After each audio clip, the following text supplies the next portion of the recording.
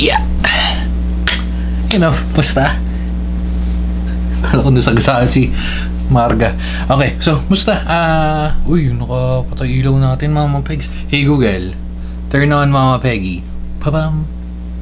Ayaw. Okay, Yeah. turning on the Mama Peggy. Okay, so, before tayo magsimula,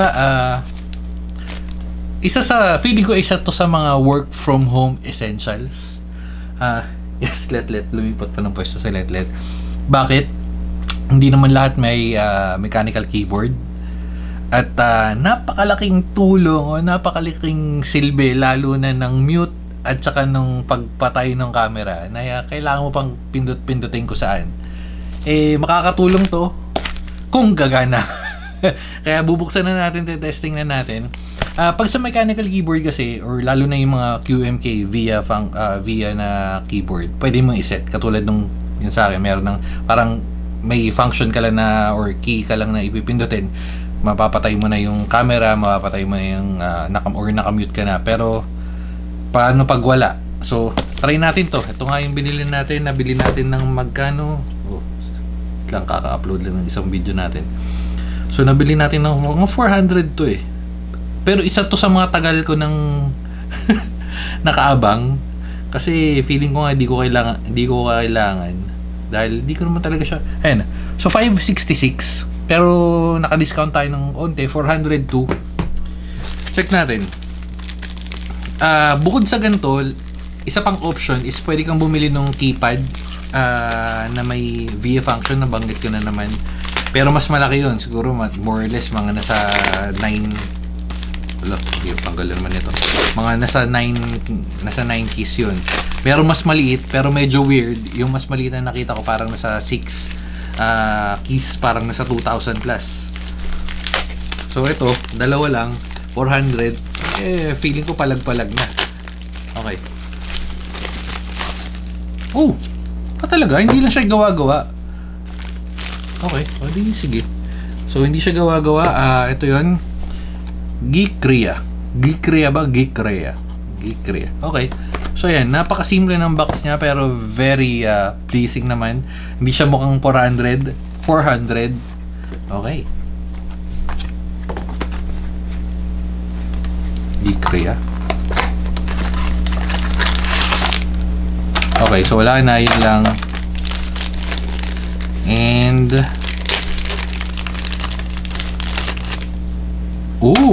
gusto mo naman yung kable naman. Ayos ang ganda ng kable nyo flat type na Ethernet or flat type na USB-A, USB-C, pero 2.0 pa lang din yung kable niya. Although okay lang naman kasi pindot mo lang naman ng ano. Pero yan, pero USB-A, USB-C, ganito kahaba. Siguro mga 1 meter yata to. And then yung unit na mismo, medyo maliit lang din. Ito medyo natalo lang yung quality dito. Hindi, pero for safety precaution naman tayo, no? Kaya may mga bubble wrap. Okay.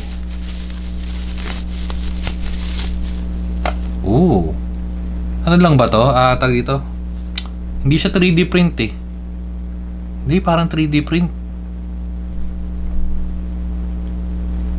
Feeling ko kailangan ko nang kumuha ng 3D printer kasi wala tayo paglalagyan, tsaka medyo magastos yun eh. Pero yan, itong itsura niya, medyo mas malaki tong, ewan ko, baka dahil sa board kaya mas malaki to kasi ayun yun. Ayun yan, parang yun yung pinaka board eh.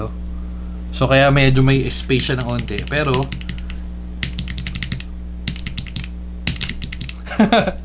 try natin, buksan na, katingnan natin kung anong laman, di ba? Siyempre, keyboard to eh. Tanggalin natin. Pwede mong palitan? Pwedeng palitan yan, siyempre.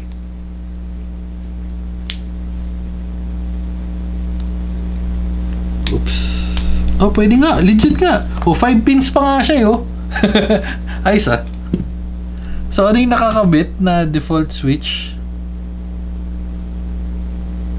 Hindi ko mabasa, min.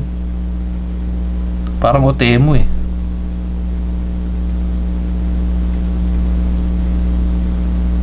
Hindi ko mabasa, min. Pero medyo mahirap basahin, pero feeling ko OTMO. Ayan Kasi ganito rin yung feels ng mga housing ng OTEMO eh. Pero again, pwede mo naman palitan, not a big deal. At isa pa, hindi naman talaga tayo doon papunta. Papunta tayo kung may silver ba at kung magagamit natin. So lilipat tayo sa PC natin kung gumagana yung function niya. At kung hindi gumana yung function niya, patay. Anong silbi? Silbi nito? May iba pang function ba to? Parang wala na ibang function to. Uy, baligtad. Oh, ayan na, north facing pa. North facing sa magtatanong. North facing na ang galing ah. Oh, tas tagusan pa siya. Translucent pa yung keycaps niyo. Pwede. Sige, lipat tayo. Testingin natin kung very goods ba to. Lipat tayo sa PC. Wait. Sorry, before tayo pumunta doon. Meron na nagsabi, stop before you return. Have a problem, let us know from Geekria. So hindi lang pala siya feeling ko kasi parang store lang siya, nagawa-gawa sa parang Shopee store lang siya, tapos parang home base lang siya na naggumagawa ng mga kung ano-anong keyboard or ng gantong type of switches. Pero parang malaking kumpanya na rin yata siya eh. Ayun. So yun yung page na, i-plug na rin natin, pero yan.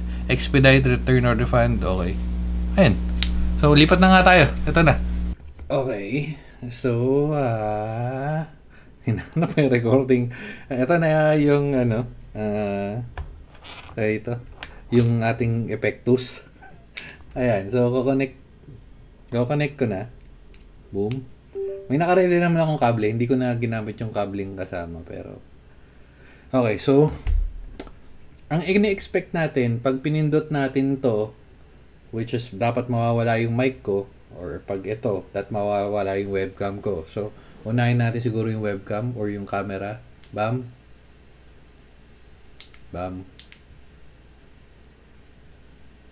Nakailaw pero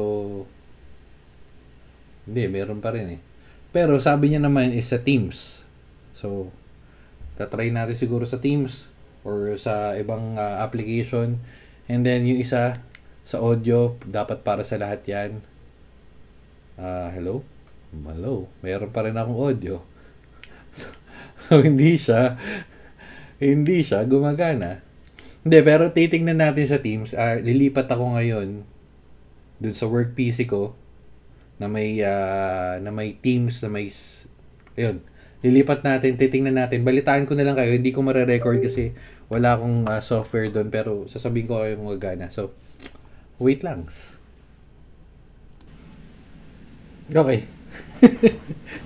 So, quick answer, no, hindi siya gumagana. Well, sorry, mali pala. I-rephrase natin. Quick answer, yes, gumagana siya, pero may pero. Yung pero na yun is kailangan, yes, let. So, is kailangan nasa active screen ka. Hindi siya katulad nung, tulad nga na nabanggit ko, yung mga QMK via type of keyboards na even nasa likod siya ng application, parang naka-target yung bind kasi parang yun mismong application na yun, parang hinahanap niya yung Teams or Slack or kung ano man ginagamit nyo, and then tsaka lang siya mag-mute or tsaka lang siya mag-enable or disable ng camera. So in a way gumagana siya. Siguro i-keep ko, wala lang, dagdag kala 400 lang naman, pero if hinahanap mo yung tipong application na like for example may type ka, nasa Excel ka, nasa Word ka, and then kailangan mong nasa Teams ka at the same time, halimbawa dalawang monitor mo, 'di ba? Isang monitor nagta-type, isang monitor sa Teams. Pag lumipat ka nasa Word document ka or nasa browser ka, hindi siya gagana, like i-mute mo, parang may magpa-pop up lang na or parang nagka-highlight yung part na something sa active window mo. So, yun, unless if isa lang monitor mo, pwede, pero recommended ba? Not really. If mas trip mong ganun, go with mechanical keyboard, mas sulit pa. Yun lang. Sige na. Mechanical keyboard with the support function of QMK. Okay, so yun lang, dito na natin tatapusin. Cute lang naman siya, cutesy lang naman siya, so pwede na pang display. Bye bye guys. Babu.